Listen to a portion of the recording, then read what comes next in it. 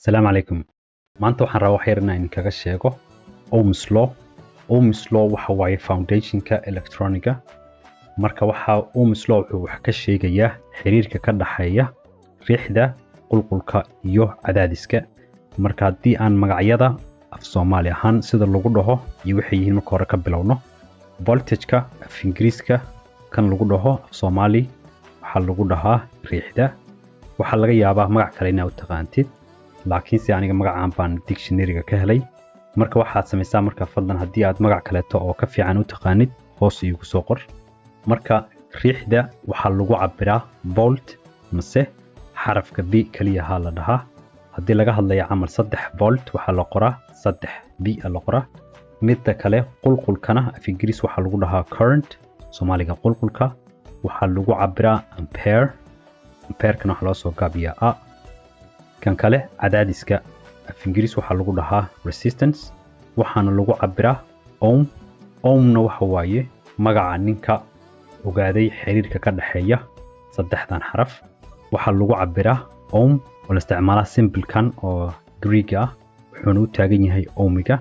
marka haddii aan fiirino hadda Ohm's Law sida wax u shaqeynayaan, haddii aan marka hore ka bilowno voltage source mase meel voltage noo dhalinaysa oo u taagan b biilan ka soo qaadnay waxaan ku dhajinay cadaadis mase resistance xarafka ra u taagan.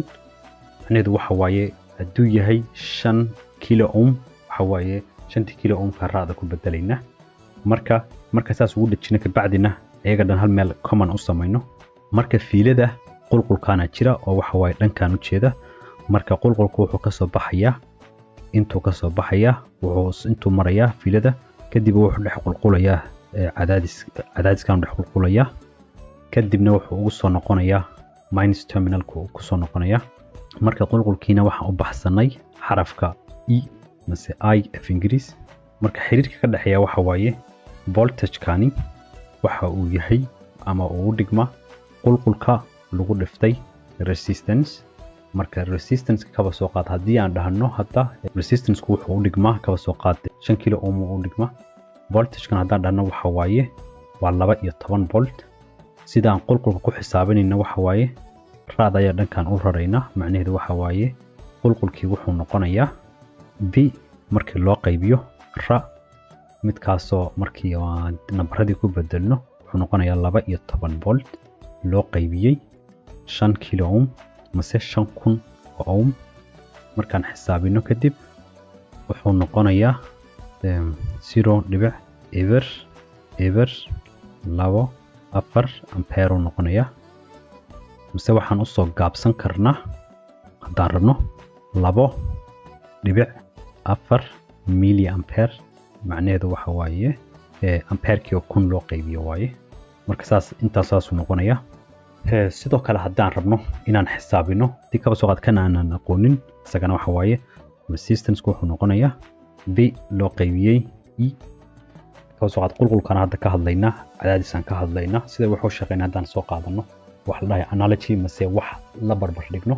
haddaan fiirino meeshan waxaa aragtaa gacan badl haysa oo waxa waaye ketchupka badlkiisa kaba soo qaad u noqon karaa. gacantii wuxuu samaynaysaa waxa waa riixaysaa.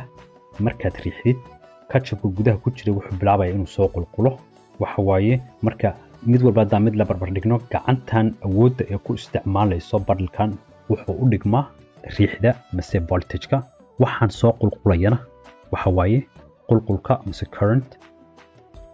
midda kaleetana badlkan wuxuu leeyahay god ayuu leeyahay ka soo baxo.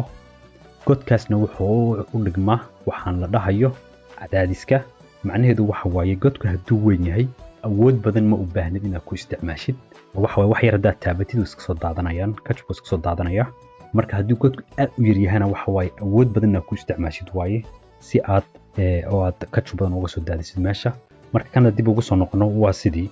macnaheedu waxa waaye haddii resistance-kaagu mase cadaadiskaagu uu yar yahay macnaheedu wuxuu u dhigmaa godkii weyn, current badan ayaa dhaqsi soo maraysa.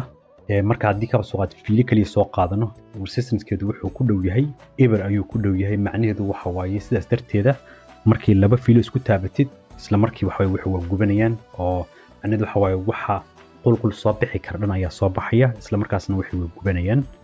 qulqulkuna waxa wixii dhex marayay meeshan waxa gubanaya hadda kaba soo kan ayaa gubanaya hadii uu resistance aad u yaryahay mase waxa kale oo guban kara waxa waaye ama halaabi kara waxa waaye kan oo meesha oo voltage ku dhalinaysa marka intaas ayaan rabaa inaan la qaybsado waxa Ohm's law foundation ka waaye oo electroniga marka waxa waaye magacyadiina waa kuwan oo aan Soomaaliyay haddii aad ka heshay oo wax ka faa'iiday fadlan subscribe dadka walaalahana la qaybso. Assalamu alaykum.